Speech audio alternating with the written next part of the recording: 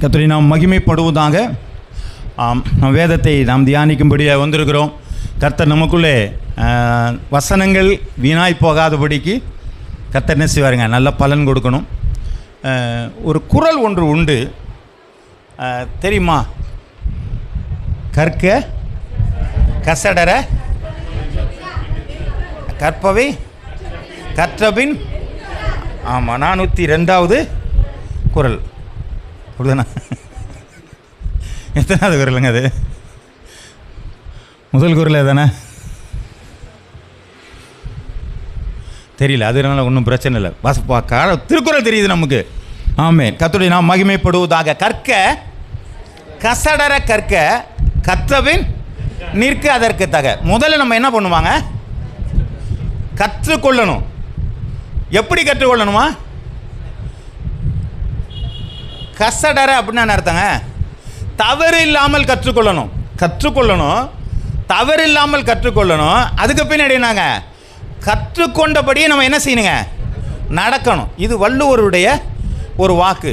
இது அவருக்கு மட்டும் வாக்கில் நமக்கு கொடுத்துருக்கிறாரு. இதை நம்ம பயன்படுத்தினா நம்முடைய வாழ்க்கையில் என்ன இருக்குங்க, நிறையா ஒரு ஆசீர்வாதமான காரியங்கள் நமக்கு உண்டா. எதையாக இருந்தாலும் சரி, கற்றுக்கொண்டு அதன்படி நடக்கும் பொழுது அது ஒரு நாளும் அது என்ன செய்யாதுங்க, நமக்கு தவறான வழிகளை அது சொல்லாது. கர்த்தருடைய நாம மகிமைப்படுவதாக. இப்போ நம்ம வாசிக்க வேண்டிய ஒரு வேத பகுதி லூக்கா எழுதின புஸ்தகம் 10வது அதிகாரம் 38 42 வசனங்கள். ஒரு சம்பவத்தை குறித்து வேதம் சொல்லி கொண்டு இருக்கிறது. அதை வாசிக்கலாங்க. பின்பு அவர்கள் பிரயாணமாய் போகையில் அவர் ஒரு கிராமத்தில் பிரவேசித்து, ஒரு மார்த்தாள் என்ற ஒரு ஸ்திரீ அவரை தன் வீட்டிலே ஏற்றுக்கொண்டால், மரியாள் எனப்பட்ட ஒரு சகோதரி இருந்தால், உட்கார்ந்து அவர் வசனத்தை கேட்டுக்கொண்டிருந்தால், மார்த்தாளோ மிகவும் வருத்தமடைந்து அவரிடத்திலே வந்து, ஆண்டவரே, நான் தனியே வேலை செய்யும்படி என் சகோதரி என்னை விட்டு வந்திருக்கிறதை குறித்து உமக்கு கவலை இல்லையா? எனக்கு உதவி செய்யும்படி அவருக்கு சொல்லும் என்றால், இயேசு அவளுக்கு பிரதியுத்தரமாக, மார்த்தாளே மார்த்தாளே, அநேக காரியங்களை குறித்து கவலைப்பட்டு கலங்குகிறாய், தேவையானது ஒன்றே, மரியாள் தன்னை விட்டு எடுபடாத நல்ல பங்கை தெரிந்து கொண்டாள். கர்த்தருடைய நாம மகிமைப்படுவதாக. இந்த வேத வசனம் என்ன சொல்கிறது? 2 சகோதரிகளிடத்தில் இருக்கிற ஒரு அழைப்பும் அவருடைய செயல்பாடுகளை குறித்து நம்ம பார்க்குறோம். நிறையா நம்ம இந்த பகுதியை வாசி நிறையா என்ன பண்ணியிருக்கோம், நிறையா தியானிச்சிருக்கிறோம். இப்போ இந்த 2 சகோதரிடத்தில் இருந்த காரியங்கள் என்ன? ஒரு சகோதரி, இயேசுநாதர் வந்து 2 பேருக்குமே தெரியும். ஒரு சகோதரி என்ன பண்ணுறாங்க, அவருக்கான காரியங்களை ஆயத்தப்படுத்தி கொண்டு இருக்கிறார்கள். தேவைதானா? ஆமாம், தேவைதான். ஒருத்தர் வீட்டுக்குள்ளே வந்தாங்கன்னா அவங்களுக்கு தேவையான காரியங்களை செய்வது ஒரு வழக்கம், அது ஒரு முறையும் கூட இல்லையா? அப்போ அதெல்லாம் செய்கிறதுக்காக ஒரு சகோதரி என்ன பண்ணுறாங்க, நிறையா காரியங்களை செஞ்சுக்கிட்டு இருக்கிறாங்க. ஆனால் ஒரு சகோதரி அவங்க இயேசு கிறிஸ்துனுடைய பாதத்தில் என்ன பண்ணியிருக்கிறாங்க, அமர்ந்து இருக்கிறாள். அப்போது மரியாள் கேட்குற, மார்த்தாள் கேட்குறான், ஆண்டவரே, நான் எவ்வளோ வேலை செஞ்சுக்கிட்டு இருக்கிறேன், தங்கச்சி சும்மா தானே உட்காந்துருக்குறா, உங்ககிட்ட கொஞ்சம் அனுப்பக்கூடாதா? உமக்கு கவலை இல்லையா? இல்லைங்களா? அப்படி தானே கேட்குறாங்க. என்ன சொல்கிறாங்க? அந்த வசனத்தை வாசிங்களேன். மார்த்தாளே அல்ல, பிரதியுத்தரமாக,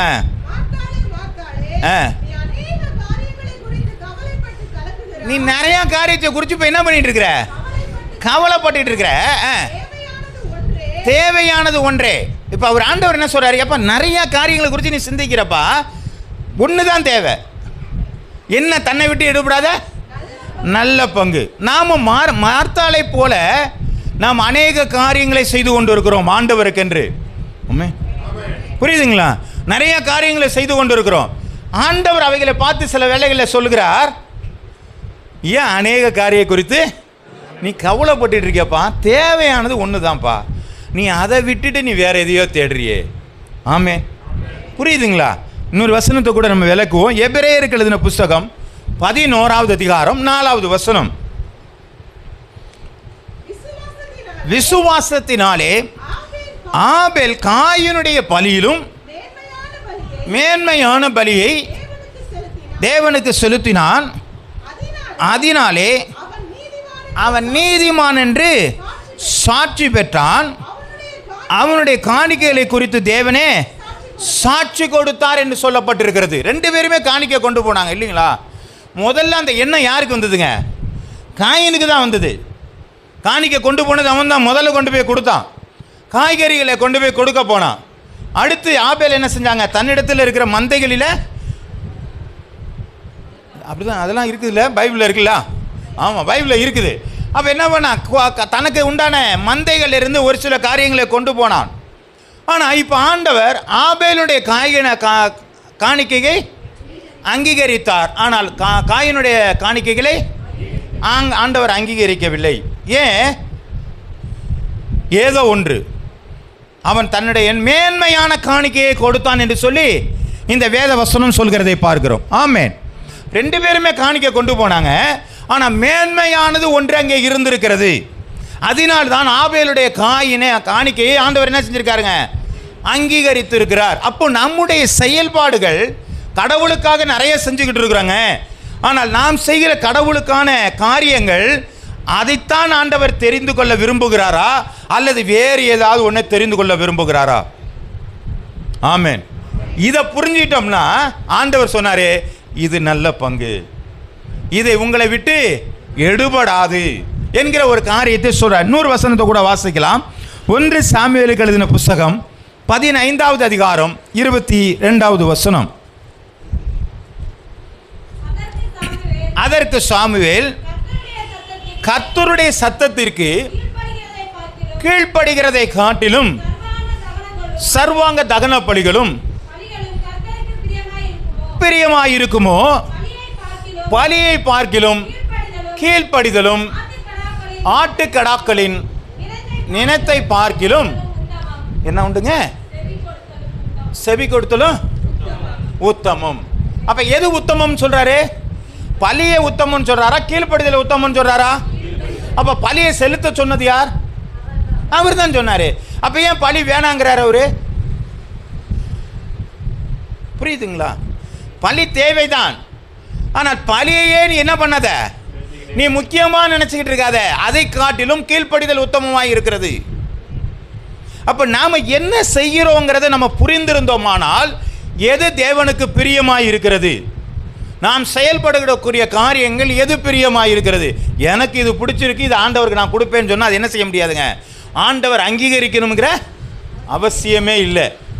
ஆனால் தேவன் அதை பிரியப்படுகிறார் என்று சொல்லி கொடுத்தோமானால் அது நமக்கு ஆசீர்வாதமாக இருக்கிறது. அல்லேலூயா. கர்த்தருடைய நாம மகிமைப்படுவதாக. நம்ம ஆராதனை ஆண்டவருக்கு முக்கியமா இல்லையாங்க? ஆமா ஆமா, ஆராதனை முக்கியம்தான். பாட்டு பாடுறது முக்கியமா? ஆமா முக்கியம்தாங்க. ஜெபிக்கிறது முக்கியமா? ஆமாங்க, ஜெபிக்கிறதுலாம் முக்கியம்தாங்க. அப்போ இதெல்லாம் நீங்கள் செய்கிறோமானா? ஆமாம், நாங்கள் இதெல்லாம் செய்கிறோம். ஆனால் வேதம் சொல்கிறது இதை காட்டிலும் உத்தமமானது ஒன்று இருக்குன்னு சொல்கிறாங்க. ஆமாம், அப்படி தானேங்க? இதெல்லாம் எதுக்கு செய்கிறாங்க? நீங்கள் ஏன் ஆராதனைக்கு வர்றீங்க? ஆண்டவர் எனக்கு நன்மை செய்தார், நன்றி செலுத்த வர்றோம். ஆமாம், அப்போ நன்றி செலுத்த தான் வர்றோமே ஒழிய இது ஆண்டவருக்கு பிரியமானதாக இருக்குதாங்கிறது வேறு. புரியுதுங்களா? என்னுடைய என்ன சொல்கிறாங்க, என்னுடைய ஓய்வு நாளே ஆசாரிப்பாயகன்னு சொல்லிட்டாரா இல்லையாங்க? அப்போ ஆராதனைக்கு வரணுங்கிறதுல நல்லது தானேங்க? எல்லாம் நல்லது தான்ப்பா. ஆனால் நீ கீழ்ப்படிதல் உனக்குள்ளாக இருக்கிறதா? ஆமாம், நான் ஆராதனைக்கெல்லாம் வந்துட்டு போயிடுவேங்க, ஆனால் வசனத்துக்கெல்லாம் என்னால் பண்ண மாட்டேன். கீழ்ப்படியலன்னு சொன்னால் நம்ம ஆராதனை அன்றைக்கி என்ன பண்ணுதுங்க? வேஸ்ட்டு. அப்போ காயினுடைய காணிக்கையை மட்டும் அங்கீகரிக்கவில்லை, அவனையும் சேர்த்தா என்ன செய்யலாங்க? ஆண்டவர் அங்கீகரிக்காமல் போனார். ஆபேலையும் அவன் காணிக்கையும், அது நீங்கள் வேத வசனத்தை எடுத்து பார்த்தா தெரியும். ஆபேலையும் அவன் காணிக்கையும் ஆண்டவர் அங்கீகரித்தான்னு சொல்லியிருக்காங்க. அப்போ என்னையும் நான் ஆண்டவருக்கென்று செய்கிற காரியத்தையும் சேர்த்து ஆண்டவர் அங்கீகரித்தாரானால் அது ஆசீர்வாதம். ஆமென். அதை தான் மரியாள் செஞ்சாங்க. தன்னை விட்டு எடுபடாத ஒரு நல்ல பங்கை அவள் தெரிந்து கொண்டாள் என்று சொல்லி பார்க்கிறோம். அப்போ ஆராதனைங்கிறது நன்றி செலுத்துகள், கீழ்ப்படிதல் என்பதுதான் தேவ பயமாக இருக்கிறது. ஆனால் இன்னைக்கு தேவ பயமே இல்லாமல் என்ன பண்ணுறாங்க? ஆராதனை செய்கிறோம் இல்லைங்களா? பாட்டு பாடுறோம், அதை பற்றி ஒன்றும் பிரச்சனை இல்லை. ஆராதிக்கிறோம், பிரச்சனை இல்லை. அந்நிய பாஷை பேச ஒன்றும், அதுக்கெல்லாம் ஒன்றும் பிரச்சனை இல்லை. ஆனால் அந்த பயம்ங்கிற ஒரு காரியம் இல்லாமல் இதெல்லாம் என்ன செய்ய முடியுமா? செய்ய முடியாதாங்க? நான் சொல்கிறது புரியுதுங்களா? ஆராதனை செய்கிறது ஆண்டவருக்கு நன்றி செலுத்துறது, கீழ்ப்படிதலுங்கிறது தேவ பயம். இது ஆண்டவர் செய்யலைன்னு சொன்னால் ஆண்டவர் என்னை கோச்சுக்குவார், நான் ஆண்டவருடைய பிள்ளையாக இருக்கிறதுனால இதை நான் செஞ்சு தான் ஆகணும் அப்படிங்கிற ஒரு பயம் இருக்குது பார்த்தீங்களா? அந்த பயம் நம்மள்கிட்ட இருக்கணும். அதை தான் ஆண்டவர் விரும்புகிறார்.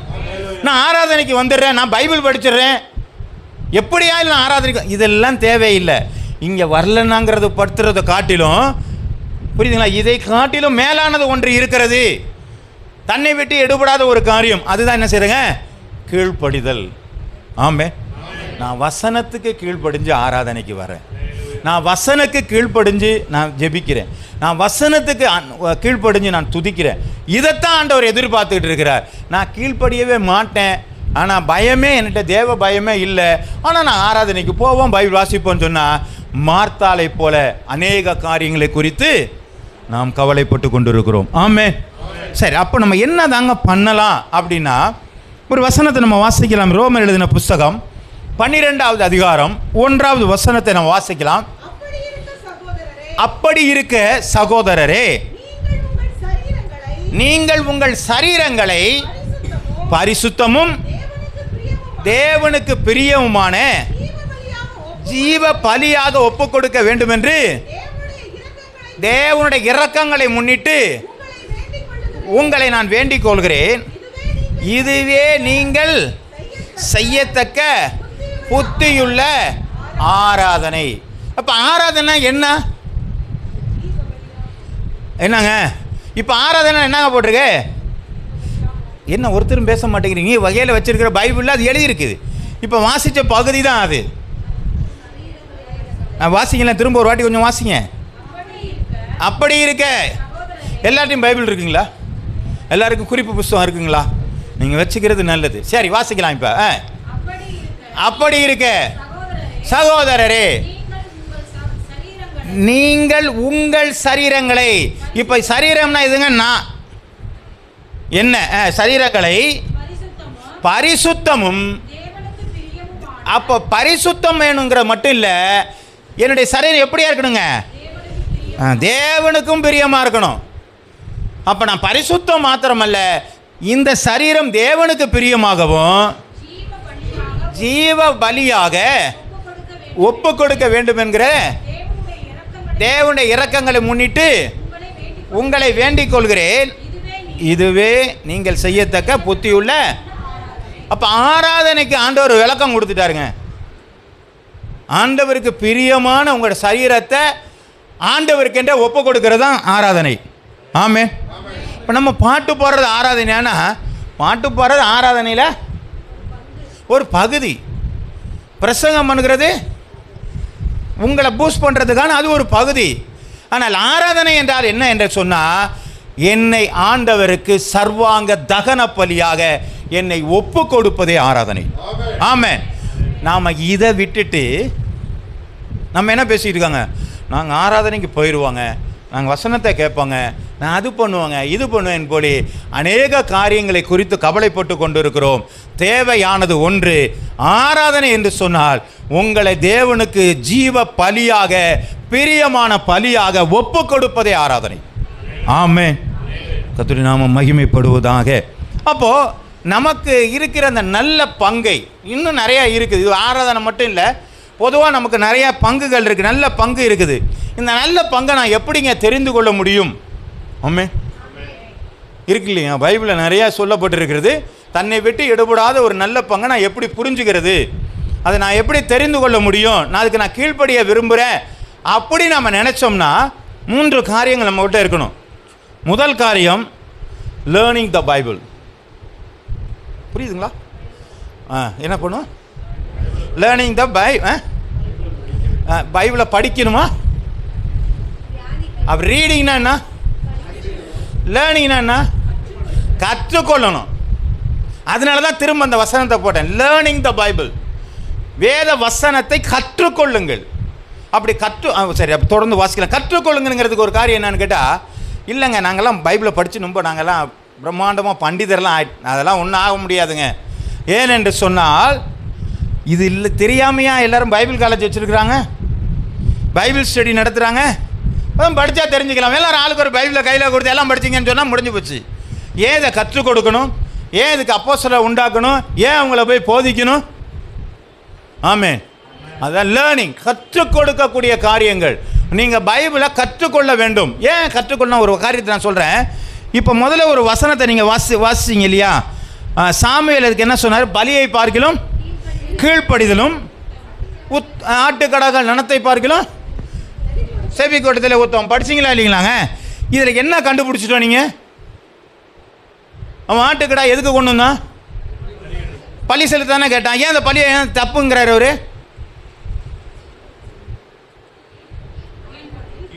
என்ன கீழ்ப்படுதல் அவரு? நம்ம பலிக்கு தானே அங்கே கொண்டு வந்தாரு. என்ன சொன்னார் அவரு? எல்லாத்தையுமே ஏன் எல்லாத்தையுமே நிற்கிறவன் பண்ணணும்? சொல்லு. அங்கே இருக்கிற பெண்கள் இருக்கக்கூடாது, அப்படி தானே போட்டிருக்கிறதுல? சொல்கிறது புரியுதுங்களா? பெண்கள் இருக்கக்கூடாது, குழந்தைங்க இருக்கக்கூடாது, ஆண்கள் இருக்கக்கூடாது, மிருகங்கள் இருக்கக்கூடாது, எல்லாத்தையும் என்ன பண்ணுங்க? இது என்ன? ஏன் அந்த ஆண்டவர் இந்த மாதிரி செய்கிறாரு? என்னத்தம்மா கற்றுக்கிறது? அதுக்கு இவ்வளோ பேர் ஆளை கொள்ளணுமா? இன்னும் அவ்வளோ கொடூரமானவரா? சொல்லுங்க, ஏதாவது சொல்ல முடியுமா உங்களால்? இதுதான் கற்றுக்கொள்ளுதல். இதை படித்தா இது மட்டும்தான் தெரியும். ஆனால் காரணங்கிறது எங்கேருந்து தெரியணுங்க?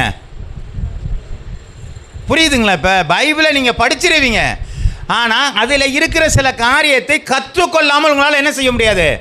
அதை புரிந்து கொள்ள முடியாது. ஏன் அந்த கீழ்ப்படிதல், எதுக்கு செவி கொடுத்தல், ஏன் கொலை செய்ய சொல்கிறார், அது ஏன் பெண்ணை கொலை செய்ய சொல்கிறார், பிள்ளைங்களை கொலை செய்ய சொல்கிறார், மிருகங்களை கொலை செய்கிறார், ஏன் அதெல்லாம் வேணாங்கிறாரு?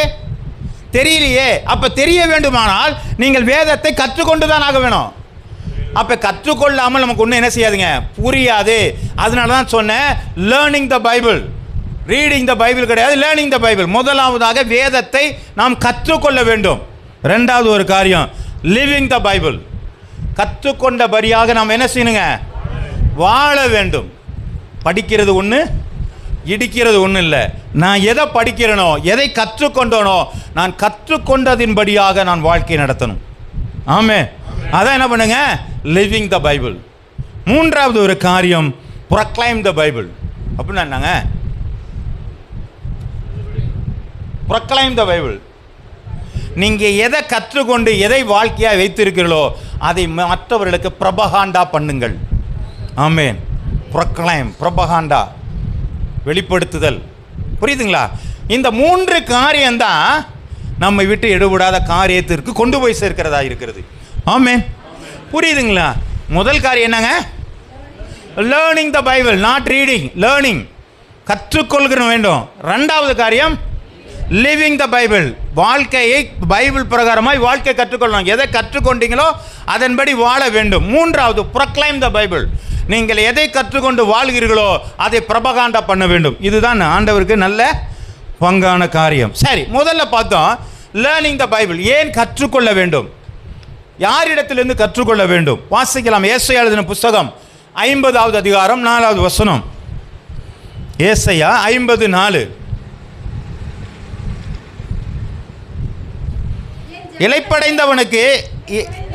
இளைப்படைந்தவனுக்கு சமயத்திற்கு ஏற்ற வார்த்தையை சொல்ல நான் அறியும்படிக்கு. இப்போ என்ன சொல்கிறாங்க? ஒருத்தன் ரொம்ப கஷ்டத்தில் இருக்கிறான்பா, அவனுக்கு என்ன பண்ணணுங்க?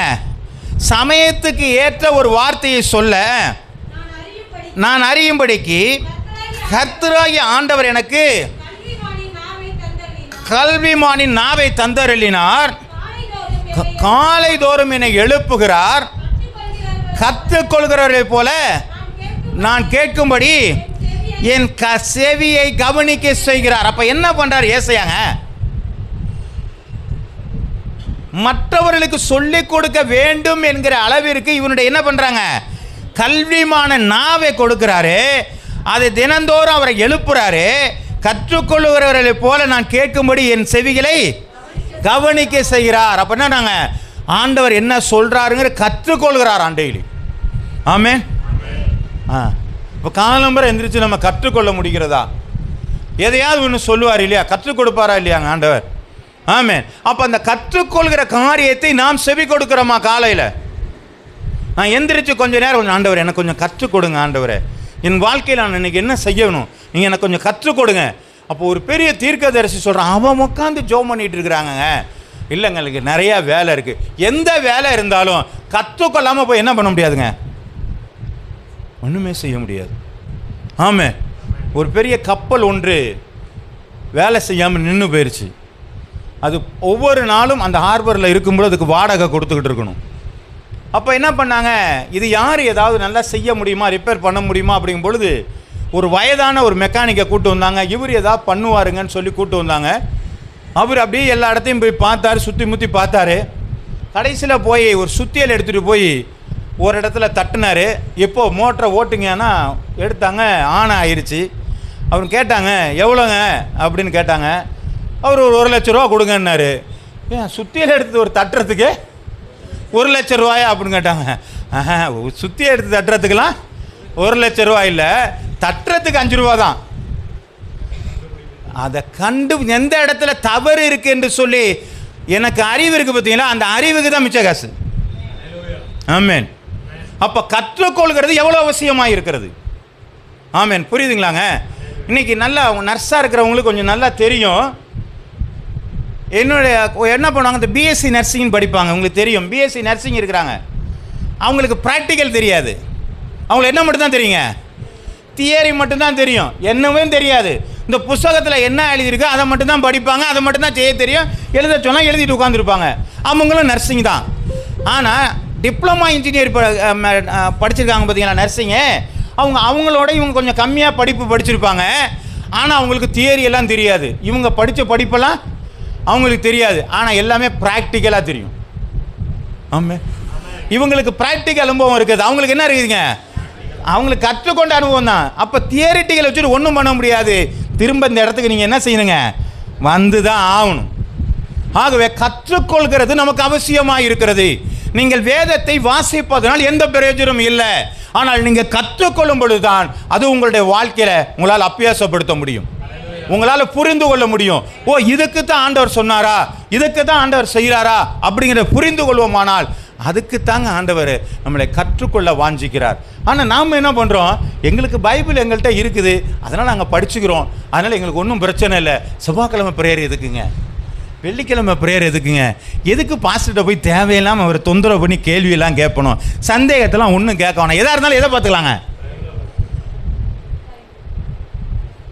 எங்களை தொந்தரவு பண்ணக்கூட நான் ஒரு நாள் சொன்னதே கிடையாது, என்னை கேள்வி கேட்க வேணான்னு ஒரு நாள் சொன்னதும் கிடையாது, செவ்வாய்க்கிழமை வராதிங்கன்னு நான் சொன்னதும் கிடையாது, வெள்ளிக்கிழமை வராதிங்கன்னு நான் சொன்னதும் கிடையாது. நீங்கள் எப்போ வேணாலும் வாங்க, கற்றுக்கொள்ளுங்கன்னு தான் சொல்கிறேன். ஆனால் நம்ம என்ன பண்ணுறோம், இதை படிக்கிறது போதும் என்று நினைக்கிறோம். உங்களால் படித்தது ஒரு நாளும் உங்களுக்கு பிரயோஜனமாக இருக்காது. நீங்கள் கற்றுக்கொள்ள வேண்டுமானால் யாரிடத்தையாவது ஒரு இடத்துல வந்து கற்றுக்கொண்டால் மட்டுமே உங்களால் புரிந்து கொள்ள முடியும். ஆமென். சோத்திரம் உண்டாவதாக. மத்திய எழுதின புத்தகம் 11வது அதிகாரம் 29வது வசனம். நான் சாந்தமும் மனத்தாழ்மையுமாய் இருக்கிறேன், என் நுகத்தை உங்கள் மேல் ஏற்றுக்கொண்டு என்னிடத்தில் கற்றுக்கொள்ளுங்கள், அப்பொழுது உங்கள் ஆத்துமாக்களுக்கு இளைப்பாறுதல் கிடைக்கும். ஆண்டவர் என்ன சொல்றாரு, என்கிட்ட கற்றுக்கிறாரு. ஆமே. ஆமாம். 3.5 வருஷ காலம் பேதுரு என்ன பண்ணாருங்க, ஆண்டவர்கிட்ட கற்றுக்கிட்டாங்க 12 அப்போஸ்தலரும். ஆமே. அப்போ கற்றுக்கொண்டது தான் அவங்க என்ன பண்ணாங்க, பின்னதான நாட்களில் பிரயோஜனப்படுத்தி கொண்டார்கள். அதான் ஆண்டவர் சொல்கிறாரு, நீ என்னகிட்ட கற்றுக்கப்பா, என்னகிட்ட கற்றுக்கப்பா, என்னகிட்ட கற்றுக்க. அப்போ நான் ஆண்டவர்கிட்ட கற்றுக்கிறேன்னு சொல்ல முடியுமா? புரியுதுங்களா? ஆண்டவர் உயிரோடு இருக்கும்போது கற்றுக்கன்னு சொன்னார்.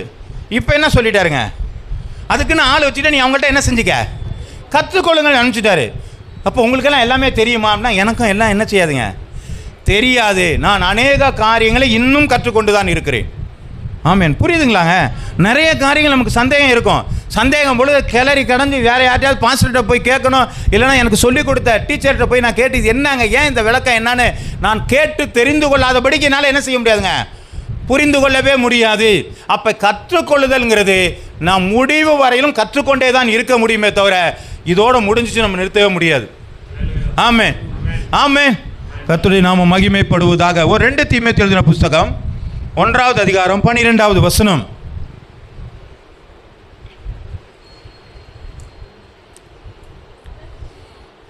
அதே நிமித்தம் இந்த பாடுகளை அனுபவிக்கிறேன், ஆயினும் நான் வெட்கப்படுகிறது இல்லை. ஏனென்றால் நான் விசுவாசித்திருக்கிறவர் இன்னார் என்று அறிவேன். நான் அவரிடத்தில் ஒப்பு கொடுத்ததை அந்நாள் வரைக்கும். அப்ப ஆண்டவர்கிட்ட ஏதோ ஒன்றை கற்றுக்கொண்டதுனால தான் பாடுகளுக்குள்ளாக தன்னை என்ன செய்யறாருங்க. அவரு எல்லா இடத்துலையும் போற இடத்துல அடி உழுவுது, அடியை வாங்கிட்டு என்ன செய்யறாருங்க, ஆண்டவர் எங்கெங்கெல்லாம் அனுப்புறாரு அங்கே என்ன செய்யறாருங்க, போறாரு. அப்போ அவர்கிட்ட என்ன கேட்டு பண்ணியிருக்கிறாரு, அவர் விசுவாசிக்கிறவர் இன்னார் என்று அறிந்திருக்கிறேன். அப்போ ஆண்டவர்கிட்ட நிறைய கற்றுக்கிட்டாரு. நீ அடி வாங்கினாலும் பரவாயில்ல போய் சொல்லுன்னு சொல்லி ஏதோ ஒன்று அவர்கிட்ட என்ன செஞ்சிருக்காருங்க. ஆமே, புரிகிறதா? கற்றுக்கொள்ளுதல்ங்கிறது எவ்வளோ முக்கியமான ஒரு காரியம் பாருங்க. பவுல் அப்போஸ்தலன் கமாலியேல் என்று சொல்லக்கூடிய மிக பெரியதான யூத ரபிகிட்ட இருந்து அவன் சீசனாக இருந்தவன், மாணவனாக இருந்து கற்றுக்கொண்டவன். அவன் பரிசேயனாக இருந்து தன்னுடைய வாழ்க்கையில் தேவ நீதிகளை நிறைவேற்றிய ஒரு மனிதன். ஆனாலும் அவன் கற்றுக்கொள்ள காரியங்கள் ஒன்று உண்டு, அதை ஆண்டவரிடத்தில் கற்றுக்கொண்டான். ஆமென், புரியுதுங்களா? இப்போ எப்படி கற்றுக்கிட்டாருண்டு? சரி, சங்கீதம் 119:73. உம்முடைய கரங்கள் என்னை உண்டாக்கி என்னை உருவாக்கிற்று, உம்முடைய கற்பனைகளை கற்றுக்கொள்ள என்னை உணர்வுள்ளனாக்கும். அப்போ எவ்வளோ தூரம் அவங்க வேத வசனம் நமக்கு என்ன சொல்லிக் கொடுக்குதுங்க? என்ன சொல்லிக் கொடுக்குது? ஒன்றுமே சொல்லிக் கொடுக்கலையா? என்ன சொல்லிக் கொடுக்குது? அம்மா எல்லாம் குனிஞ்சிருக்கு, ஆனால் கொஞ்சம் நிமிருங்க. என்ன சொல்லிக் கொடுக்குது? கற்றுக்கொள்ளணும்னு சொல்லுங்க, அவ்வளோதாங்க. ஏன் சொல்ல மாட்டேங்க நீங்கள்? புரியவே இல்லையா? நான் புரிஞ்சிச்சா இல்லையாங்க? நீங்கள் புரிந்தது என்று சொன்னால்தான் இது பிரயோஜனமாக இருக்கும். இல்லைன்னா நான் பாட்டு இது பிரசங்கம் அப்படிங்கிறது அது ஏதோ எலெக்ஷனுக்கு அப்படியே பேசிட்டு போகிற காரியம் அல்லது. உங்களுக்கு புரிந்து கொள்ள வேண்டும் என்பதுதான் திரும்ப திரும்ப நான் உங்கள்கிட்ட கேட்குற காரியம். நீங்கள் கற்றுக்கொள்ள வேண்டியங்கிறது எவ்வளோ அவசியம் என்று சொல்லி ஒவ்வொரு இடங்களிலும் வேதத்தில் இயேசு கிறிஸ்துவ நமக்கு என்ன செய்கிறாருங்க, சொல்லிக் கொடுக்குறார். உம்முடைய கரங்கள் என்னை உண்டாக்கி என்னை உருவாக்கிற்று, உம்முடைய கற்பனைகளை கற்றுக்கொள்ள. ஆமாம், கற்றுக்கொள்வதற்கு நமக்கு என்ன தேவைங்க? உணர்வு தேவை. படிக்கணும் அப்படிங்கிறதுல நான் கற்றுக்கொள்ளணும், எனக்கு கொஞ்சம் நேரம் ஆயிரும். படிக்கணும்னா 5 நிமிஷத்தில் ஒரு அதிகாரத்தை படிக்கணும், ஒரு 5 நிமிஷத்தில் படிச்சிடுவேன். ஆனால் இதை கற்றுக்கொள்ளணும் எனக்கு என்ன இருக்குங்க, ஒரு நாளும் பத்தாது, 2 நாளும் பத்தாது, நிறையா காரியங்கள் இருக்கும். இப்போ எவ்வளோ நேரம் இருக்குங்க? அல்லேலூயா, அல்லேலூயா. கர்த்தருடைய நாமம் மகிமைப்படுவதாக. கர்த்தருக்கு ஸ்தோத்திரம் உண்டாகும். இன்னொரு வசனத்தை கூட எடுத்து வாசிக்கலாம். கொலோசியர் எழுதின புத்தகங்கள் 1வது அதிகாரம் 10வது வசனம். கொலோசியர் 1:10. சகலவித நற்கிரியலுமாகிய கனிகளை தந்து தேவனை அறிகிற அறிவிலே விருத்தி அடைந்து கர்த்தருக்கு பிரியமுண்டாக அவருக்கு பாத்திரமாய் நடந்து கொள்ளவும். அப்ப கர்த்தருக்கு பிரியமாய் நடந்து கொள்கிற பாத்திரமாய் நாம் இருக்க வேண்டுமானால்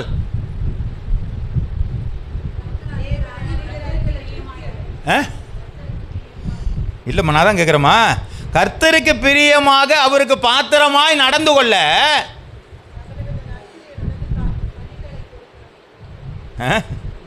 அந்த அந்த இடத்துக்கு மட்டும் வர மாட்டாங்க, அதுக்கப்புறமெல்லாம் போய்கிட்டே இருக்கிறோம்.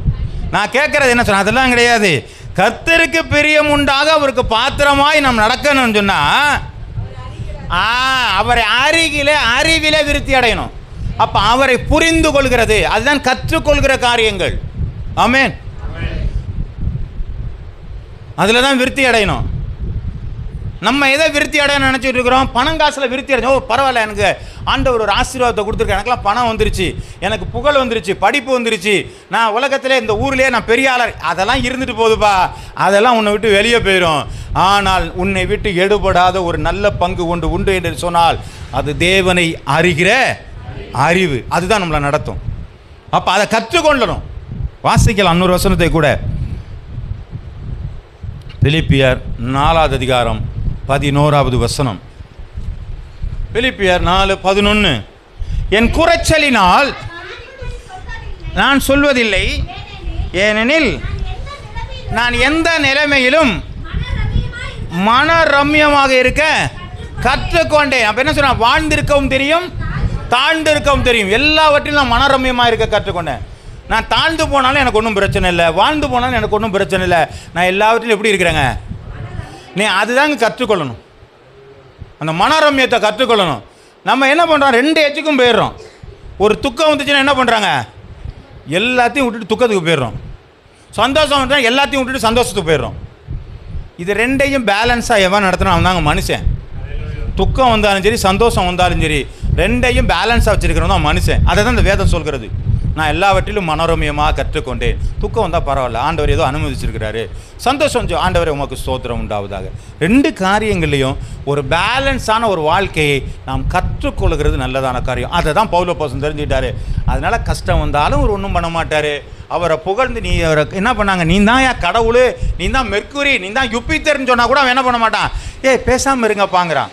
அவனை தூக்கி ஒருத்தர் ரோட்டில் போகும்போது ஒருத்தர் சொல்கிறான், தேவனுடைய என்ன செய்கிறாங்க, ஊழியக்காரன் வர்றான்னு சொன்னோன்னு போய் அவனை போய் அதட்டுறான், பிசாசியை போன்னு சொல்லிட்டு.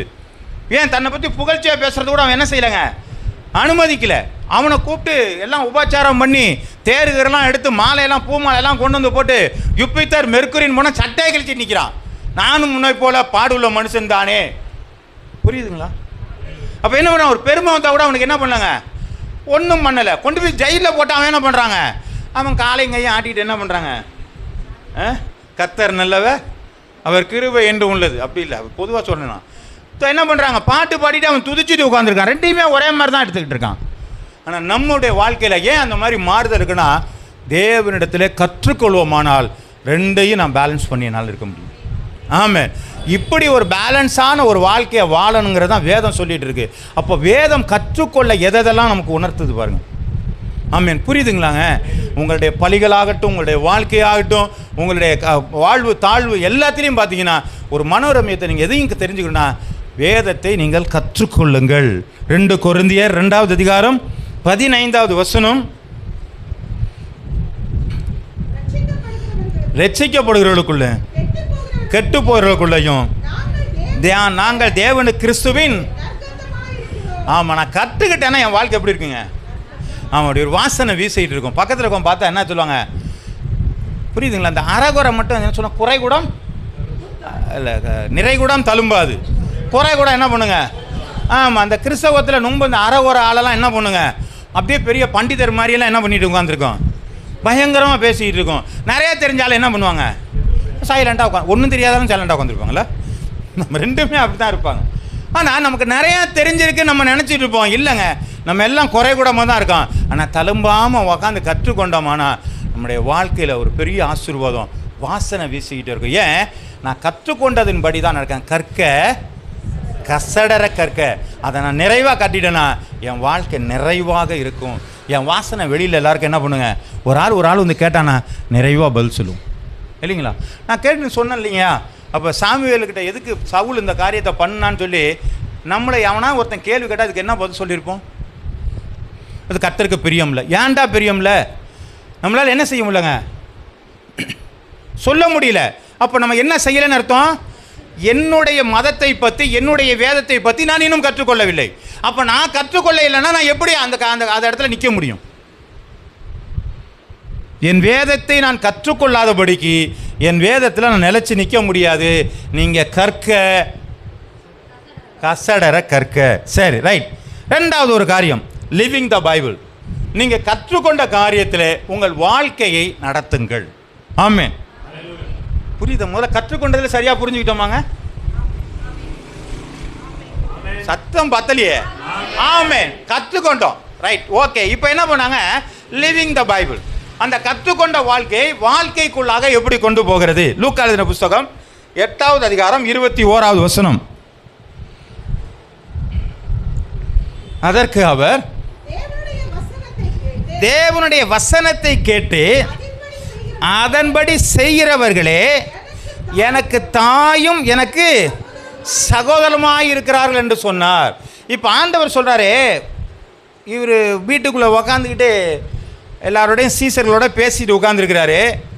வெளியில் ஒரு தாயும் என்ன பண்ணிருக்காங்க, சகோதர சகோதரிகள்லாம் வந்திருக்கிறாங்க. அப்போ என்ன சொல்கிறாருங்க, வெளியில் உங்கள் யார் வந்திருக்கிறா? உன் தாய் சகோதரியில் வந்திருக்காரு. உடனே ஆண்டவர் என்ன சொல்கிறாருங்க, எங்க இப்போ வாசித்த பகுதி தாங்க சொல்கிறாரு. என்ன சொன்னாரு?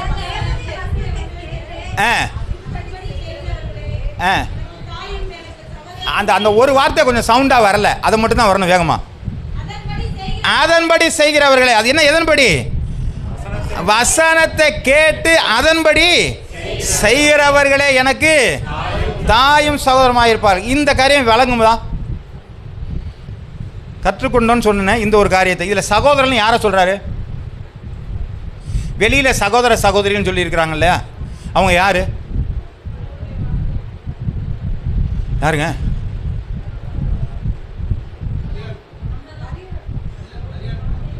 உள்ளே இருக்கிறது தான் நம்மன்னு வச்சுக்கோங்க. உள்ளே இருக்கிறதா சீசர்கள். நான் கேட்குறது வெளியில் இருந்து கேட்குறாங்க. அவங்கெல்லாம் எனக்கு சகோதர சகோதரிகள் இல்லைப்பா, எனக்கு தாய் இல்லை, நீங்கள் தான் என்னுடைய தாயும் சகோதர சகோதரிகளுமா இருக்கிறீங்க அப்படின்னு. அப்போ வெளியில் இருந்தவங்க யாருங்க? உடன் பிறந்தவர்கள். இயேசுநாதருக்கு உடன் பிறந்தவர்கள் இருந்தார்களா? என்னம்மா இருந்தாங்களா? என்ன பார்த்தீங்களா? அப்போ நமக்கு என்ன தெரியல.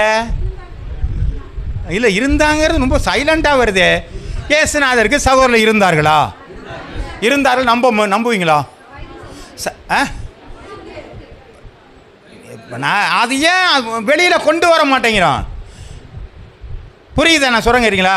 அப்போ நீங்கள் கற்றுக்கொண்டீர்களானா அதில் என்ன பண்ணுவீங்க நீங்கள்? அதெல்லாம் இருக்குப்பா, இவர் தான்ப்பா எப்படிப்பட்டவர், இவர் தான் பியூர் அப்படிங்கிற தெரிஞ்சிருக்கும்.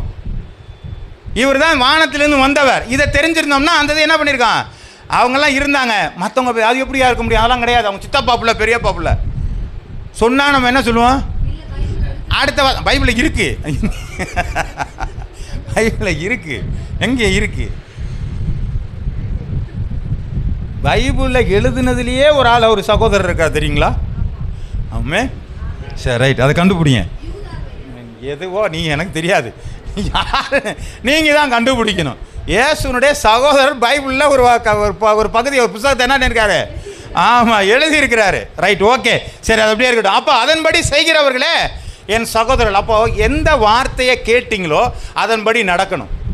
ஆமே, அப்போ வசனத்தை கேட்டபடி நீங்கள் நடக்கலைன்னு சொன்னால் நீங்கள் அவருடைய பிள்ளைகளாக இருக்க முடியாது. யாக்கோபு எழுதின புஸ்தகம் 1வது அதிகாரம் 22வது வசனம்.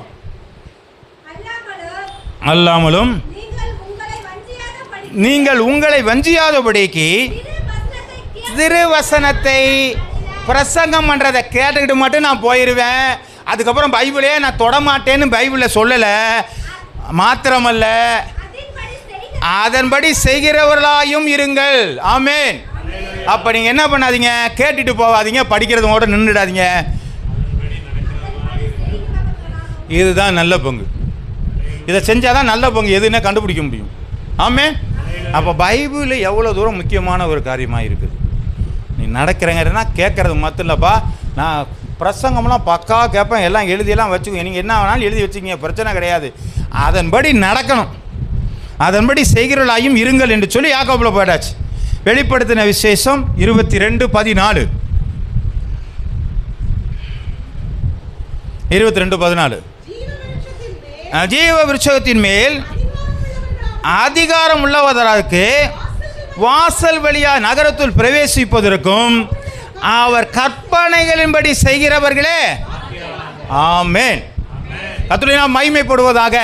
நீங்கள் ஜீவ வாசலுக்குள்ளே பரலோகத்துக்குள்ளே போகணுன்னாலும் அவர் கற்பனைப்படி என்ன செய்கிறவங்க? செய்கிறவர்களே பாக்கியவான்கள். ஆமென். அப்போ இனிமேல் என்ன செய்யக்கூடாதுங்க? பிரசங்கத்தை கேட்டுட்டு போகக்கூடாது. அதை எழுதி வச்சு நான் ஒரு வாட்டி என்ன பண்ண கீழ்ப்படிஞ்சு பார்க்கணும். அல்லது பைபிள் வசனத்தை நான் கற்றுக்கொள்ளணும், கற்றுக்கொண்டதன்படி நான் நடக்க ஆரம்பிக்கணும். எப்போ இல்லைந்துங்க? 2025 வச்சுக்குவோம். அது வரலாம் கொஞ்ச நாள் என்ன பண்ணுவாங்க, கொஞ்சம் ப்ராக்டிஸ் பண்ணி பார்க்கலாம். இந்த 2025 நீங்கள் அதை பண்ணி பாருங்கள், உங்களை விட்டு எடுபடாத நல்ல பங்கு உங்களோடு கூட இருக்கும். ஆமென். 2 தீமோத்தேயு எழுதின புஸ்தகம் 3வது அதிகாரம் 14 - 15. நீ கற்றுக்கொண்டு நிச்சயித்து கொண்ட வழியில். இப்போ என்ன சொன்னா, நீ எதை கற்றுக்கிட்டியோ பாருங்க. தீமோத்தேயுவிட என்ன செய்கிறாங்க? தீமோத்தி யாரு சொன்னா? அதுக்கு இந்த வசனம் யார் இது எழுதினது? யாரு? பவுல் எழுதுனா. யாருக்கு எழுதினாரு? தீமோத்தி எழுதினார். என்ன சொல்றாரு இப்ப? அப்ப யார்கிட்ட இருந்து கற்றுக்கிட்டாரு? அவரு பவுல்கிட்ட இருந்து கற்றுக்கிட்டாரு. புரியுதுங்களா? அப்ப பவுல்கிட்ட இருந்து கற்றுக்கொண்ட நீ கற்று நிச்சயித்து கொண்டவைகளில் நீ நிலைத்திரு, அவைகளை இன்னாரிடத்தில் கற்றா என்று நீ அறிந்திருக்கிறதே அல்லாமல் கிறிஸ்து இயேசுவை பற்றும் விசுவாசத்தினாலே உன்னை ரட்சிப்புக்கேற்ற ஞானமுள்ளவனாகத்தக்க பரிசுத்த வேத எழுத்துக்களை நீ சிறு வயது முதல் அறிந்தவன் என்று உனக்கு தெரியும். நீ சின்ன பிள்ளையிலும் வேத வசனம் உனக்கு தெரியும். ஆனால் நீ உன் கற்றுக்கொண்டவையில் நீ என்ன செய்ய? நீ படிச்செல்லாம் பார்த்தாலும் எனக்கு தெரியும்பா, ஆனால் நீ கற்றுக்கொண்ட காரியத்தில் நீ படிச்சிருக்கலாம் எனக்கு தெரியும். அப்படி தானே போட்டிருங்க. நீ சிறுவயது முதல் அறிந்தவன் என்று எனக்கு தெரியும். ஆனால் நீ என்ன பண்ண? கற்றுக்கொண்டதில் நிலைத்து. ஆமே. முதல்ல என்னங்க? Learning the Bible. அப்போ என்ன பண்ணலாம்? ரீடிங்கில் லேர்னிங் த பைபிள். இதை ஏன் இந்த மாதிரிலாம் சொல்கிறேன்னு சொன்னால், நமக்கு எல்லாமே கொஞ்சம் கொஞ்சம் என்ன பண்ணியிருக்கணுங்க, நம்ம தெரிஞ்சிருக்கணும். வெறுமனே பைபிளுக்குள்ளேயே மட்டும் போகாமல் கொஞ்சம் அப்படி இப்படி கொஞ்சம் என்ன பண்ணலாங்க, சில வார்த்தைகளை தெரிந்து கொள்வதற்காக தான் நான் சொன்னேன். சரி, லேர்னிங் த பைபிள். அப்போ முதல்ல நம்ம என்ன சொன்னால், வேதத்தை அதிகமாக கற்றுக்கொள்ள வேண்டும். 2வது ஒரு காரியம், கற்றுக்கொண்ட காரியத்தில் என்னுடைய வாழ்க்கையில் நான் அபியாசப்படுத்த வேண்டும். கர்த்தருடைய நாமம் மகிமைப்படுவதாக. சரி, 3வது ஒரு காரியம் பார்க்குறோம், ப்ரொக்ளைம் த பைபிள். நீங்கள் பிரபகாண்டா பண்ணுங்கள். நீங்கள் கற்றுக்கொண்டு உங்களுடைய வாழ்க்கையில் நடப்பித்த காரியங்களை பிரபகாண்டா பண்ணுங்கள், ப்ரொக்ளைம் பண்ணுங்க. ஏன் இதை சொல்கிறாங்க அப்படின்னு சொன்னால், உங்களுக்கு எல்லாமே தெரிஞ்சிருக்குல்ல, உங்களுக்கு கற்றுக்கொண்டீங்களே. இப்போ இயேசு நல்லவர்னு நீங்கள் எப்படி சொல்ல முடியும்? எனக்கு நல்லவராக இருந்தார், ஆகவே உனக்கும் நல்லவராக இருப்பார். எனக்கு அற்புதம் செய்திருக்கிறார், உனக்கும் அற்புதம் செய்வார். என்னுடைய வேதனையை மாற்றினார், உனக்கும் வேதனையை மாற்றினார். என்னுடைய பிரச்சனைகளை மாற்றினார், உனக்கும் பிரச்சனைகளை மாற்றினார். எனக்கு சமாதானத்தை தந்தார், உனக்கும் சமாதானத்தை தருவார். அல்லேலூயா. ஆமென். அப்போ என்னுடைய வாழ்க்கையில் நான் பெற்றுக்கொண்டதை மட்டும்தான் மற்றவர்கள் என்ன செய்ய முடியுங்க, சொல்ல முடியுமே தவிர எனக்கு நான் பெற்றுக்கொள்ளாத சொல்ல முடியாது. அதனால தான் இன்றைக்கி நிறையா பேர் சொல்லலை. ஆமென். நீங்கள் பெற்றுக்கொண்டா சொல்லியிருப்பீங்க. ஆமென். சரி, கர்த்தர் சோத்திரம் உண்டாவதாக. அப்போஸ்தலர் எழுதின புஸ்தகம் 22வது அதிகாரம் 21வது வசனம். பவுல் அப்போஸ்தலனை பார்த்து ஆண்டவர் சொல்றாரு, அதற்கு அவர், நீ போ, நான் உன்னை தூரமாய் புறஜாதிகளிடத்தில் அனுப்புவேன் என்கிறார். எதுக்கு புறஜாதிகளுக்குள்ள அனுப்புவேன்னு சொன்னால், நீ என்னை பார்த்து நீ என்ன பண்ணு, ப்ரொக்ளைம் பண்ணு. நீ என்னுடைய வார்த்தைகளை நீ என்னை கற்றுக்கொண்ட பற்றியா, நீ அறிந்து தெரிந்து கொண்ட பற்றியா, உன் வாழ்க்கையில் அபியாசப்படுத்தின பற்றியா, அதை பிரபகாண்டா பண்ணு. உன்னை நான் தூர தேசத்திற்கு புறஜாதிகளுக்குள்ளாக உன்னை நான் அனுப்புவேன் என்கிறார். அப்போ எதுக்கு? போய் பிரசாவப்படுத்துன்னு தான் சொல்கிறாரு. மத்தேயு எழுதின புஸ்தகம் 28வது அதிகாரம் 19வது வசனம். ஆகையால் நீங்கள் புறப்பட்டு போய் சகல ஜாதிகளையும் சீஷராக்கி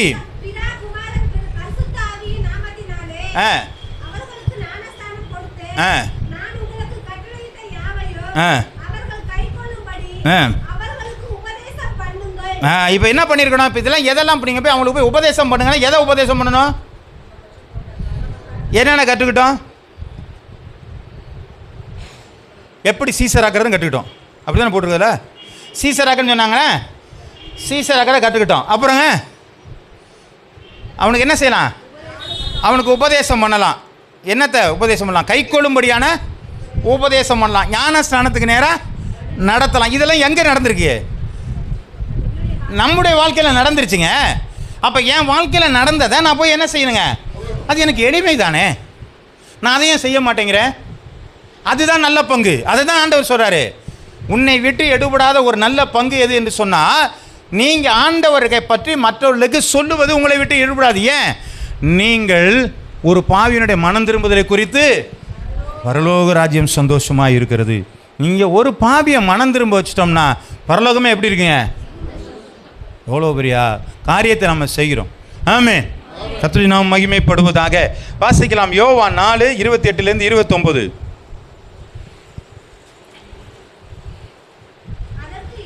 அப்பொழுது அந்த ஸ்திரீ குடத்தை வைத்துவிட்டு ஊருக்குள்ளே போய் ஜனங்களை நோக்கி, நான் செய்த எல்லாவற்றையும் ஒரு மனுஷன் எனக்கு சொன்னார், அவரை வந்து பாருங்கள், அவர் கிறிஸ்துதானா என்று. ஆமென். இது வெட்டி வேலை தானே. இந்த அம்மாவுக்கு தண்ணி தூக்க போனது தானே, தூக்கிட்டு போயிருக்க வேண்டியது தானே. இது என்ன பண்ணுது? இப்போ வந்துட்டு என்னங்க பண்ணுது? குடத்தையே வச்சுட்டு போயிடுச்சு. ஆமாம், வந்த வேலையை பார்க்கல. இப்போ என்ன பண்ணிடுச்சுங்க? தன்னிட்ட பேசிட்டு இருக்க ஆண்டவர் யாருன்னு தெரிஞ்சு கற்றுக்கிட்டதுக்கு அப்புறம் இதால் அங்கே என்ன பண்ண முடியல, தண்ணி தூக்க முடியல. என்ன பண்ணிடுச்சு? போய் ஊரு பூரா சொல்லிடுச்சு, என்னை வந்து ஒருத்தர் நான் செஞ்ச காரியத்தான் செஞ்சார். என்னதுங்க? என்ன சொன்னாருங்க? சொல்லுங்க, சும்மா ஒன்றும் பிரச்சனை இல்லை, சொல்லுங்க. இப்போ இருக்கிற அளவும் புருஷன் இல்லை. அப்பா, தன் தவறையே போய் அங்கே என்ன சொல்லுதுங்க? என் யோக்கியதெல்லாம் ஒருத்தர் சொல்லிட்டு, இப்படி தானே சொல்லியிருக்கணும். என்கிட்ட 5 பேர் நான் கல்யாணம் பண்ணேன், அவனும் புருஷன் இல்லை, இப்போ இருக்கிறவனும் புருஷன் இல்லைன்னு ஒருத்தர் சொல்லிவிட்டாரியா. சொல்கிறது புரியுதா இல்லையாங்க? அப்போ தன்னை தன்னை எப்படி வெளிப்படுத்துகிறா பாருங்க. என்னை பற்றின காரியத்தை ஒருத்தர் சொல்லிட்டாரியா, வந்து பாருங்க, அவர் கிறிஸ்தானான்னு வந்து பாருங்க. ஆமென். அப்போ உங்களை பற்றி ஆண்டவர் சொல்லுகிற காரியத்தை நீங்கள் அநேகருக்கு நீங்கள் சொல்லுவீர்களானால் அவர் கிறிஸ்துவாக இருக்கிறார். ஹல்லேலூயா, ஹல்லேலூயா. இதை தாங்க நம்ம கற்றுக்கிட்டோம். புரியுதா? ஸ்தோத்திரம் உண்டாவதாக. வாசிக்கலாம் 1 யோவான் 1:1 ஆதி முதல் இருந்ததும் நாங்கள் கேட்டதும் எங்கள் கண்களினால் கண்டதும் நாங்கள் நோக்கி பார்த்ததும் எங்கள் கைகளினால் தொட்டதுமாயிருக்கிற ஜீவ வார்த்தை குறித்து. ஆமென். என்னென்ன நடந்திருக்கு பாருங்க. கேட்டது, கண்டது, நோக்கி பார்த்தது, தொட்டதா இருக்கிற ஜீவ வார்த்தை குறித்து. அப்போ எவ்வளோ தூரம் அந்த வசனம் அவங்களுக்குள்ளே போயிட்டு அதை தான் அறிவிக்கிறாங்களாம். ஆமென். சும்மாவே ஏசு ரசிக்கிறாருங்க. ஏசு வாங்க உங்கள் வீட்டில் கடனெல்லாம் நீக்கிறாரு, இப்படியெல்லாம் சொல்லலை. கண்டது, கேட்டது, நோக்கி பார்த்தது, தொட்டதுமா இருக்கிற அறிவிக்கிறோம். ஹல்லேலூயா. அப்போ எவ்வளோ கரெக்டாக அந்த அம்மா பேசியிருக்கு பாருங்க. அதை யோவான் சொல்கிறார் பாருங்க. கண்டது, கேட்டது, கண்டது, நோக்கி பார்த்தது, தொட்டதுமா இருக்கிற ஜீவ வார்த்தை. அப்போ எவ்வளோ தூரம் அனுபவித்த ஒரு காரியத்தை அவர்கள் சொன்னாங்க. ஆண்டவர் நல்லவருங்க, பாவங்களை நீக்கிறவருங்க, நீங்கள் ஆண்டவரோட கூட இருந்து பாருங்கள், உங்களுக்கு நல்ல சமாதானத்தை கூட. ஏன்னா நம்ம எல்லாம் பெற்றுக்கிட்டோமே, எதை பெற்றுக்கிட்டோமோ அதுதான் நம்ம என்ன செய்ய முடியும், சொல்ல முடியும். பெற்றுக்கொள்ளாத ஒன்றை சொன்னோன்னு சொன்னால் நம்ம ஏதோ சும்மா சொல்கிறோன்னு அர்த்தம். இயேசுநாதரை புகழ்ச்சிக்காக என்ன பண்ணுறான், மார்த்தால போல் என்ன பண்ணுறான், பற்பல காரியத்தை குறித்து ஏதோ இயேசுநாதர் நல்லவர்னு சொல்கிறதுக்காக என்ன பண்ணோம், இயேசுநாதர் நல்லவருங்க, உனக்கு நல்லவராக இருந்தால் சொல்லிக் கொடு. நீ அது இல்லாமல் நீ டூப்ளிகேட்டாக என்ன செய்ய வேண்டாம், அடுத்த கேள்வி கேட்டால் உன்னால் என்ன செய்ய முடியாது, பதில் சொல்ல முடியாது. அப்போ என்ன, நீ கற்றுக்கிட்டே தான் சொல்ல முடியும். கர்த்தருடைய நாமம் மகிமைப்படுவதாக. இப்போ வாசிக்கலாம் 2 கொரிந்தியர் 2:14 கிறிஸ்துவுக்குள் எங்களை வெற்றி சிறக்க பண்ணி எல்லா இடங்களிலும் எங்களை கொண்டு அவரை அறிகிற அறிவின் வாசனையை வெளிப்படுத்துகிற தேவனுக்கு ஸ்தோத்திரம். நாங்கள் அறிந்திருக்கிற இயேசுவை எங்களால் மூலமாக வாசனையாக வெளிப்படுத்தி கொண்டிருக்கிறது. நான் போய் எங்கே போய் நின்னாலும் என் வாசனை என்ன இருக்குங்க, ஆமாம், நீங்கள் என்ன பர்ஃப்யூம் போட்டிருக்கீங்கலாம் கேட்கக்கூடாது. நல்ல சூப்பர் ஸ்மெல் இருக்குங்களே, ஏன் இவ்வளோ ரொம்ப சாஃப்டாக இருக்கிறாரு, இவர் ஏன் இப்படி பேசுகிறாரு, இவருக்குள்ளே என்ன இருக்குது, அப்படி என்னுடைய வாசனை அப்படி வீசணும். நண்பர்கள்ட்ட பேசும் பொழுது, உறவினர்கள்ட்ட பேசும் பொழுது, பழக்க வழக்கங்களில் வாசனை வீசணும் இல்லைங்களா? அது நாட்களில் ஒருத்தர் பார்க்கும்போது என்ன பண்ணுறாங்க, சர்வேஸ்வரனுக்கு சோத்திரம் அப்படி தான் சொல்லி பழக்கம். இல்லைங்களா? ஒரு விசுவாசியை பார்க்கும்பொழுது சர்வேஸ்வரனுக்கு இப்போ எப்படி சொல்கிறாங்க? Praise the Lord. அது குட் மார்னிங்கா என்னது? அது இது நமக்கும் விளங்கலை, ஆண்டவருக்கும் விளங்கலை. நீ என்ன சொல்கிறேனே என்ன புரியலையா? உன் ஆக்ஷனுக்கும் நீ சொல்கிற வார்த்தைக்கும் சம்மந்தம் இல்லை. Praise the Lord, praise the Lord brother, praise the Lord. ஏன் நல்லா இப்படி கையை வச்சுட்டு சிஸ்டர் நல்லா இருக்கீங்களா சிஸ்டர், சோத்திரம் சிஸ்டர் சொன்னால் என்ன ஆயிர போகுது? நீங்கள் சரியாக கற்றுக்கிட்டீங்கன்னா அந்த மாதிரி சொல்லுவீங்க. ஆமே. யாரை பார்த்து வரீங்க? எல்லாரை பார்த்தாலும் சொல்லுவோம். ஆமே. கர்த்தருடைய நாமம் மகிமைப்படுவதாக. நீங்கள் அப்படி பழகணுங்க. அது மாதிரி இந்த எல்லாரும் சொல்கிறாங்க, அவங்க சொல்கிறாங்கிறதுக்கு நம்ம சொல்லிடாதீங்க தயவுசெய்து. ஒரு நல்ல பழக்கமே கிடையாது. பிரைஸ் தி லார்ட் பிரதர், இல்லைன்னா சும்மா இருக்கும் praise the Lord brother, praise the Lord sister இப்படி சொல்லிட்டு இதெல்லாம் கிடையாது. நீங்கள் ஆண்டவருக்கு நன்றி செலுத்துறீங்க. ஆனால் ஆண்டவர் எப்படி தெரியுமா சொன்னார்? மேலே ஷாலோம் சொன்னார் இல்லையா? அப்படின்னா நாங்கள் தான் சமாதானம் இதை தான் சொல்லிட்டு இருந்தார் அவர். அங்கே எங்கே போனான்னு சமாதானம் உண்டாவதாக, சமாதானம் உண்டாவதாக ஷாலோம் சொல்லிட்டு இருந்தாங்க. இப்போ நம்ம என்ன பண்ணோம்? Praise the Lord. அந்த தயவுசெய்து அந்த பழக்கத்தை விட்டுருங்க. நீங்கள் யாரை பார்த்தீங்கனாலும் கர்த்தருக்கு சோத்திரம் சொல்லுங்கள், அல்லது கர்த்தருக்கு சோத்திரம் சிஸ்டர் அப்படின்னு சொல்லுங்கள். நல்லதான காரியம், கையெடுத்து செய்கிற காரியங்கள், மதிப்புக்குரிய காரியங்கள், இதை தான் நாங்கள் கற்றுக்கொள்ள வேண்டும். ஒரு வீட்டில் வந்து நம்ம பிள்ளைங்களை பார்த்தா தான் தெரியும் வீட்டில் உள்ளவங்க எப்படி இருக்கிறாங்கன்னு சொல்லி. ஏன்னா அவங்கள பார்த்து இந்த பிள்ளைங்க என்ன செய்யுங்க? கற்றுக்கொள்கிறது. அப்போ நம்மளை பார்த்து மற்றவங்க கற்றுக்கொள்ளணும், இவங்கள் கர்த்தருடைய பிள்ளைகள் என்று சொல்லி. ஏன்? இவங்கள் கற்றதைத்தான் தங்களுடைய வாழ்க்கையில் எடுத்துக்கொள்கிறார்கள். அவங்கள எதை வாழ்ந்தார்களோ அதை தான் இன்றைக்கி நமக்கு சொல்லிக் கொடுத்துருக்காங்களே தெரிய வேண்டும். அப்போஸ்தலர் எழுதின புஸ்தகம் 22வது அதிகாரம் 15வது வசனம். நீ கண்டவைகளையும் கேட்டவைகளையும் குறித்து சகல மனுஷருக்கு முன்பதாக அவருக்கு சாட்சியாயிருப்பாய். அப்போ தன்னை விட்டு எடுபடாத ஒரு நல்ல பங்கு எதுன்னு சொன்னால் அவர் எல்லாருக்கும் முன்பதாக சாட்சியாய் நாம் நிற்கிறதே ஒரு நல்ல பங்காக இருக்கிறது. நீங்கள் ஆராதனை எதுன்னு கேட்டிங்கன்னா எதை சொல்கிறீங்க? எல்லாருக்கும் சாட்சியாக இருக்கிறது தான் ஆராதனை. ஆராதனைன்னா என்னையே ஆண்டவருக்கு ஆராதிச்சு நான் என்ன செய்கிறேங்க? மற்றவர்களுக்கு சாட்சியாய் வைக்கிறதே ஒரு சுகந்த ஆராதனையாக இருக்கிறது. வாசிக்கலாம். 2 பேதுரு 1வது அதிகாரம் 3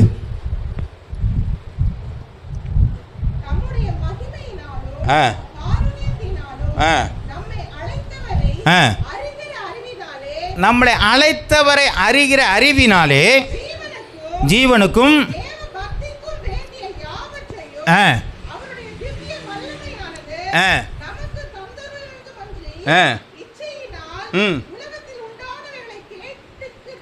தப்பி. சரி, அது வீட்டில் போய் படிங்க. 10வது வசனத்தை மட்டும் வாசிங்க. ஆகையால் சகோதரரே, உங்கள் அழைப்பையும் தெரிந்து கொள்ளுதலையும் உறுதியாக்கும்படி ஜாக்கிரதையாயிருங்கள். இவைகளை செய்தால் நீங்கள் ஒரு காலம். அதனால் என்ன சொல்கிறோம்? நீங்கள் எதை கற்றுக்கொள்ளணும்? முதல்ல உங்கள் அழைப்பு என்னன்னு கற்றுக்கொள்ளுங்க. ஆமே. எதுக்காக என்ன ஆண்டவர் அழைச்சார்? அந்த அழைப்பு தெரியாமல் நம்ம ஒரு நாளும் கிறிஸ்தவத்திற்குள் நிற்க முடியாது. ஏதோ ஒரு காரணத்துக்காக அழைச்சிருக்காரு. ஒன்றும் செய்யாமல் நம்மளை சும்மா விட மாட்டார் ஆண்டவர். எல்லாம் யாரெல்லாம் அழைச்சார்? பேதுரு மீனவனை பிடிச்சி அழைச்சார், சும்மா விட்டார். யோவானை அழைச்ச சும்மா விட்டார். பவுலை பிடிச்சார், சும்மா விட்டார். யாக்கோப்பை பிடிச்சாரு, சும்மா விட்டாரா? யாரை பிடிச்சாலும் ஏதோ ஒரு வேலையை அவங்களுக்கு கொடுத்துருக்கிறாரு. உங்களையும் என்னையும் பிடித்ததற்கான ஒரு வேலை உண்டுங்க. அதைத்தான் ஆண்டவர்கிட்ட கற்றுக்கொள்ள வேண்டும். அதுதான் என்னை விட்டு எடுபடாத ஒரு நல்ல பங்கு. அதை நாம் புரிந்திருப்போமானால் கர்த்தர் நம்மளை ஆசீர்வதிப்பார். மீண்டுமா இந்த ஒரு வசனத்தை நாம் வாசிக்கலாம். தேவையானது, லூக்கா எழுதின புஸ்தகம் 42:10-42. தேவையானது ஒன்றே, மரியாள் தன்னை விட்டு எடுபடாத நல்ல பங்கை தெரிந்து கொண்டாள் என்றான். ஆமே. அல்லேலூயா. கர்த்தருடைய நாமம் மகிமைப்படுவதாக. அப்போ முதல்ல நமக்கு என்ன தேவைங்க? Learning the Bible. ஒரு பிள்ளைங்கள்லாம் சொல்ல மாட்டேங்கிறாங்களே. Learning the Bible, living the Bible, proclaim the Bible. நல்லா திரும்ப ஒரு வாட்டி எழுதி வச்சுங்க. இந்த 3 காரியம்தான் நம்ம விட்டு எடுபடாத ஒரு நல்ல பங்கை கொண்டு வருகிறதா இருக்கிறது. ஆமென். கர்த்தர் உங்களை யாவரையும் ஆசீர்வதிப்பாராக. ரொம்பலாமா?